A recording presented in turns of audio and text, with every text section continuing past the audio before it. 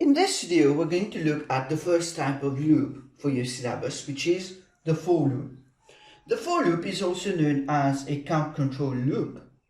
And the word count itself tells you that we use this loop when we know exactly how many times the loop is going to execute. 10 times, 20 times, exactly we already know how many times it will execute. Now the word count helps us to remember count variable. Means there must be some counting to happen during the for loop. And it's very important that you identify the count variable in a for loop. But we know that counting, how this counting statement is written, we have count is equal to count plus 1. Means you have same variable on both sides, and this is being added to a 1. Now, how does the for loop function? Let's take a very simple example, and then afterward I'm going to give you the skeleton for loop. So let's say we have a program that is executing number 1, 200. So for I is equal to 1, 200, we are outputting I. Now here, see, output I means I'm outputting the value of I, or the memory location named I, its value. Next, I have N4. Now here from the for loop, it's important that we identify the count variable. How do you identify the count variable? So after the for keyword, the next variable, in fact there will be already one, the variable that appears is the count variable here. So here the count variable is I. Now one thing to remember, it's not going to be always I here. You'll have to change the name, put a meaningful name depending on the particular problem you're solving. But for now, you have to remember that I is starting with a value of 1. And it will go up till value 100. And how it reaches that value 100? Each time it executes this statement here, it goes back again here to get incremented with a value of 1. Now, let's see how this happens. So for I is equal to 1, whenever there is an assignment, I'll say, remember there is a memory location I here, and this is assigned to a value of 1. Now, we just read it like this. For I is equal to 1, I is assigned to a value of 1. It enters the for loop here, the for loop body. Here, can you see there is a black line known as a for loop body? It enters this for loop body. Now, when I say output I, you know an output statement, it looks at the value I. So in this case, the value of I is 1. Now, 1 is the memory location value for I. In this case, on your screen, you're going to see the number 1. Now, when it goes up here, since it's a count variable, the value of I is going to change to 2. Now, goes back to the loop body, output I, that is going to be 2. After executing the for loop body, it's going to go up here again, I gets incremented to the value of 3. Now, when we say output I is currently 3, it's going to output 3. So this process, which is known as repetition, execution of output I, will take place 100 times and will stop when the value of I reaches 100. Now, one important thing, when we jump to the loop body, when we follow this path here, we arrive to the for loop construct here. Each time we're going to ask us a question, has I already reached the value of 5? Now, I'm going to just make a few changes here.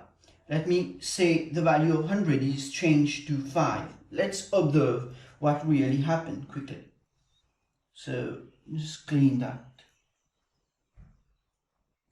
So I is 1. Now, when I is 1, memory location for I gets the value 1. It jumps here to the loop body. It output I. What is the value of I? 1. Goes up. Now, when it goes up, remember that I is going to be incremented by 1, so that becomes 2. Now, we ask ourselves this question: has I already reached the stop value 5. This is the stop value. No. So in this case, we re-enter the loop body. Now I will be 2. We re-jump up. For I is equal to 1 to 5 means the value of I will be currently executing a +1, so it becomes 3. Jump here, output I, this will be 3. Goes up, I will be now 4. So goes in the loop body, but asks itself the question, it has I reached the value 5. In this case, it's going to output 4. Goes up again, I will be 5 in this case. Now, it's going to come down here, execute 5. Now it goes up. Has I already reached the value 5? In this case, yes, we have already reached the value 5. Means that it's not supposed to go beyond the value 5, if you ask yourself this question. Okay? When will this for loop stop? It should execute, or it must execute 5 times. Now, if I change for I is equal to 1 to 15, it's going to output number 1 to 15. As simple as such. So we're going to look at the for loop body construct in a few minutes. But for now, this is how really a for loop executes. We have a loop body. It starts with a count variable I, and each time it goes up, it gets incremented by 1. We're going to look at the for loop construct. So for given the count variable, it must start with a given value, its start value. So this will be actually replaced with some given value and up till its end value. And then here inside we have our program statements. Our program statements have execute. And then obviously we have the end for the next sum. Now, as you can see, the for loop for a given count variable I, j, or x, it will start with a given value, and then will go up till that value reaches its end and execute some program statements here. We're going to look at several examples of for loop in the upcoming lesson, but let's start with a very simple problem. So the problem is, let me put it here. I need the upper part of this whiteboard to explain you the construct, how it happened. The problem is to output number 5 to 100. Already seen 1 to 100 of, earlier in the previous session. But for now, we need to output number 5 to 100. Just print those numbers. Now, you know we can use output 5, output 6, 7, and 8. Okay? But that's a very long process we've already seen in the previous video. But for count variable equal to some start value to an end value. So here, we need to know that the loop is going to execute starting from number 5 to 100. So, how do you use a for loop construct for that? So the for keyword, you choose a given count variable, let's say num, for number. The number starts with the value 5. And it will go up to the value 100. When it reaches 101, it's going to stop. Now, we need a program statement. So to output number 5 to 100, now it's very important that you observe something. If I write output num in between double quotes, in this case, it's going to output the word num. Okay? It's very different from this one here. Now, when I say output without the double quotes, means that it's outputting the value for num. In this case, we're just going to do n4. Now, let me show you using a small trace in here what's happening. So number is 5, so we have a memory location where num is 5. Now, when 5 jump here in this for loop body, it output num. So on your screen, you're going to have the number 5. goes up again. Now number or num will be increased by 1 using counting. It will output num 6, goes on 7 up to 100. So that's a very simple example, which is using a simple count variable known as num for outputting the number. Now, one thing you will have to understand is that program statements may include other programming constructs, such as it may contain an if statement inside the program statements here, it may contain a simple output, it may contain a simple input. Now, some of the problems that you will have for loop is such as finding sum of number 1 to 100, or sum of a given